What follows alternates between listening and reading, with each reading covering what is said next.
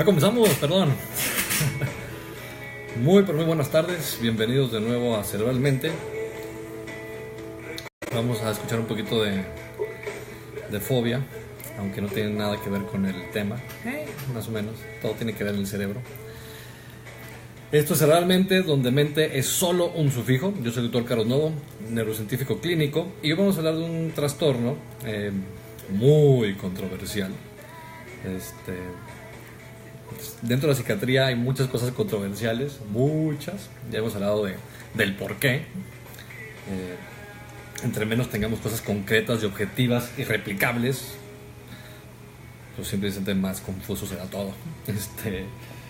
Y la psiquiatría, desgraciadamente, es la parte de medicina donde menos objetividad tenemos. Entonces, este trastorno, este diagnóstico, es todavía uno de los típicos o modelos en psiquiatría en donde es más complejo el diagnóstico porque es demasiado poco concreto. Vamos a hablar del trastorno de personalidad límite. En inglés es Borderline Personality Disorder. Entonces, porque va a haber mucho más información en inglés, se los digo en inglés para que puedan buscar información en inglés, que hay mucho más que en español. Y primero vamos a enfocarnos en dos cosas esenciales que tiene que tener la persona para poder considerarla una persona con un trastorno límite. Una es mucha labilidad emocional, es decir, muchos cambios emocionales. Justamente por eso le damos límite, porque siempre están en los extremos. Son las personas extremistas. Son las personas que de un momento a otro pueden pasar de ser el más fatalista y querer morirse, y después pasar a ser una especie de Superman y querer todo con la vida. Y ese tipo de cambios drásticos que tenemos y que son consistentes, no es que suceda una vez al mes y no es que suceda solamente en circunstancias específicas, no, sucede de manera consistente, si no todos los días, casi todos los días, de diferentes severidades. Todo, acuérdense que tiene una severidad. Pues históricamente a este padecimiento le llamábamos padecimiento tal cual Maniac Depressive Personality, ¿no? personalidad maníaca depresiva. Y por eso también mucha gente la confunde con el trastorno bipolar o maníaco depresivo. Y son diferentes los trastornos de personalidad limítrofes o límites contra los trastornos bipolares, que hay dos tipos, ya hemos hablado de ello, y la diferencia es relativamente simple. Mientras que el trastorno bipolar es un proceso cíclico en donde la persona tiene básicamente tres estadios: un estadio depresivo, un estadio eutímico, que llamamos es, digamos, normal o bueno en griego, de ahí viene la palabra eutanasia, thanos es muerte, bueno, buena muerte. Entonces eutímicos, timia, emoción. Entonces tenemos un periodo de depresión, fatalistas, negativos, un periodo eutímico y después un periodo como tal maníaco o eufórico. Y esto va variando, pueden ser varias semanas o varios meses en cada uno de ellos, y los ciclos pueden estar divididos entre años inclusive. El trastorno de límite de personalidad no tiene estos ritmos, no tiene estos ciclos de semanas o meses o años. Es diario, son un proceso de comportamientos que son erráticos, son inadecuados, y especialmente en ese tipo de personas, decíamos, uno es la labilidad emocional, demasiados cambios emocionales, y por otra parte, comportamientos impulsivos compulsivos, que pueden ir desde lo más común, que es la cuestión de alimenticia, hasta cuestiones de compras, hasta cuestiones de comportamientos sexuales inadecuados. Son puros comportamientos compulsivos inadecuados, por lo tanto. Y antes se decía que había en gran parte de ellos una sensación de miedo constante a ser abandonados. Hay mucho malentendido con todo este trastorno. Mucha gente piensa que son solamente, la gran mayoría son mujeres, más o menos es de más o menos 5-1, justamente muy contrario, por ejemplo, al autismo, ¿no? Que son 4 a 5 hombres por una mujer. Bueno, aquí es básicamente al revés. Es más o menos 2, máximo 3% de la población. Más severo o más evidente en la adolescencia, pero comienza desde niños. Entonces son niños que usualmente se diagnostican con un trastorno por déficit de atención e hiperactividad, impulsivos, muy reactivos, explosivos, ¿no? Entonces usualmente esos pacientes, algunos de ellos, podrán después cumplir con un trastorno de personalidad límite, en donde la respuesta emocional es excesiva, y ahí nos metemos en diferentes, digamos, estructuras y sistemitas y redes cerebrales muy importantes. Entonces, a través de estos años hemos aprendido que lo que más está dañado con los trastornos limítrofes, límites de la personalidad, vamos a empezar por la parte frontal. Una es el cíngulo anterior, que hemos hablado mucho del cíngulo anterior como una estructura que está altamente conectada, es uno de esos hubs, esos centros muy conectados del cerebro, igual que el cíngulo posterior y el precuneus.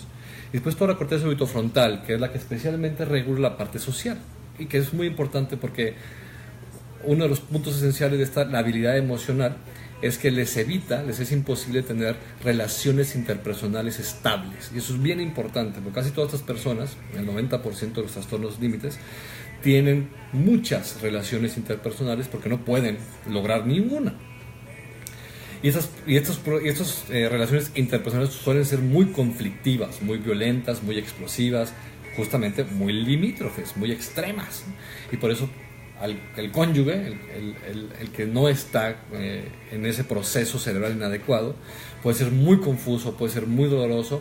Y como ya sabemos, el cerebro es una increíble máquina en donde no solamente capta, sino crea e imita de manera increíble. Entonces, todos los trastornos cerebrales, por esencia, son traspasables, son contagiables, porque así está el sistemita hecho, para ver y replicar. Entonces, hay muchos problemas que se van metiendo en este proceso vicioso de tener respuestas exageradas a estímulos comunes y corrientes. Entonces, a venir de un extremo a otro, ¿no? A odiar y amar al esposo, ¿no? O a los hijos, ¿no? Y venimos justamente, y en el mismo día podemos adorar a la persona y casi crucificarla, ¿no? Entonces, así de dramático pueden ser los cambios. Y eso en gran parte lo genera el cíngulo anterior, esa regulación emocional que viene especialmente del temporal mesial y especialmente de aquí de la amígdala. Se ha hecho mucha investigación y hemos hablado de esto en otros trastornos, especialmente el trastorno depresivo, que prácticamente todos los límites tienen episodios depresivos, son depresivos, más del 90% de ellos, y suelen ser más suicidas, suelen ser más agresivos, más impulsivos. Entonces, más o menos el 10% de ellos llegan a cometer como tal un suicidio, y por eso es muy importante y es fatal el proceso, y especialmente en adolescentes hay que tener muchísimo cuidado porque tiende a elevarse entre los 13 y los 23 años y después tiende a mejorar en un 30-50% de los casos, mejora con la edad, con el proceso prefrontal más eficaz. Entonces, decíamos que la amígdala es uno de esos centros importantísimos dentro de este trastorno, junto con otros trastornos, y está íntimamente relacionado con estrés a temprana edad. Hemos hablado mucho de ese estrés a temprana edad, y estrés es un término muy general, especialmente todo lo que son estrés o violencia física y sexual. Más o menos entre un 30 hasta un casi 90% de los casos con un trastorno límite de la personalidad han tenido una historia como tal de violencia física o sexual. Entonces, y también hemos encontrado que estas mujeres, porque la mayoría son mujeres, muchas veces ven demasiado exagerado justamente la violencia. Es decir, puede ser que a lo mejor no haya sido tan grave, pero su cerebro los captó como algo increíblemente grave. Entonces, a lo mejor hubo un tocamiento con un primo de la misma edad a los 7 años y esa persona lo hizo enorme y ya lo sigue repitiendo. Son muy compulsivos y obsesivos. Pero esa hiperreactividad amigdalina que queda en ese trastorno, en ese estrés a temprana edad, va toda la vida. Y hemos hecho mucha investigación, especialmente midiendo actividad amigdalina y después midiendo el cíngulo anterior, que son dos estructuras íntimamente unidas. Aquí voy a dejar un poquito de paso la parte posterior, que tiene mucho que ver, ya decíamos, con toda la parte de percepción, en el precuneus y el cíngulo posterior, que es el área más conectada del cerebro. Está íntimamente relacionado con quiénes somos, cómo nos percibimos y después cómo nos sentimos con todo el proceso límbico. Entonces, esto también está mal. Solemos tener muchos problemas de percepción. Se ven inadecuadamente, una autoestima inadecuada, y volvemos a ir, rebotamos entre esa autoestima inadecuada baja contra una autoestima inadecuada alta, y tenemos muchos procesos de frustración, especialmente la frustración, especialmente en el enojo, es lo que es más específico en estas personas, suelen ser muy explosivas. Y evidentemente esto produce comportamientos inadecuados y esto es un proceso vicioso. Entonces es muy importante tener esto en cuenta, que tendremos una amígdala hiperreactiva y después esto va a ocasionar una pérdida como tal de neuronas, una atrofia neuronal, justamente en la amígdala y en el hipocampo, especialmente izquierdos en caso de los límites. Y una baja o una mala conectividad de la parte dorsal del temporal, del frontal, del frontal tanto izquierdo como derecho, con circuitos límbicos y más todavía subcorticales estriados, que son los que controlan básicamente nuestro movimiento y decisiones. Esto es sumamente rápido. Entonces, esa hiperreactividad emocional y esa variabilidad emocional es lo que es esencial en esto. No lo hace la persona para llamar la atención. Es decir, la persona no está haciendo esto como una especie de truco o manipulación. Y aunque así fuera, no lo es, pero aunque así fuera, pues es una muy mala herramienta para lograr lo que realmente quieren. Entonces hay que tener sumamente mucha empatía con estas personas desde el punto de vista de que están sintiendo cosas extraordinariamente graves cuando no lo son.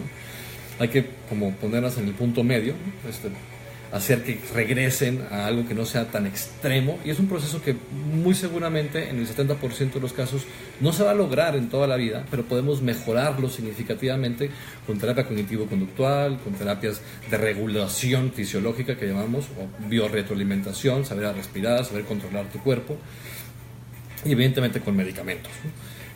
Un 30% de ellos tienen actividad o un trastorno epiléptico aunado, y además cerca del 80-90% tienen otros trastornos como trastorno de ansiedad, trastorno postraumático, trastornos depresivos, trastornos bipolares. Es decir, se pueden unir. Puede ser que la persona sea como tal limítrofe, que todos los días sea muy extrema y además tenga estos episodios tanto depresivos como eufóricos.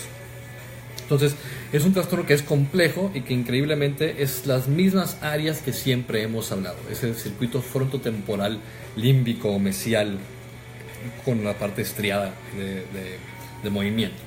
Entonces hay que buscar ayuda, hay que tener mucha comprensión, no hay que engancharse, ¿no?, con estas personas, hay que saber que hay que bajarle varias rayitas a lo que realmente está sucediendo en la realidad, intentar que eso se logre, no reaccionar igual, porque es lo que usualmente sucede, la persona reacciona exageradamente y la contraparte, el esposo, pues lo empieza a hacer, y si no lo era, se vuelve. Entonces es muy fácil que alguien que no sea una persona limítrofe tenga comportamientos también excesivos, violentos, explosivos ante alguien que es limítrofe y que ha ocasionado y que ha tenido muchos comportamientos violentos hacia ella. Entonces, salud y placer, y aquí nos vemos la siguiente semana.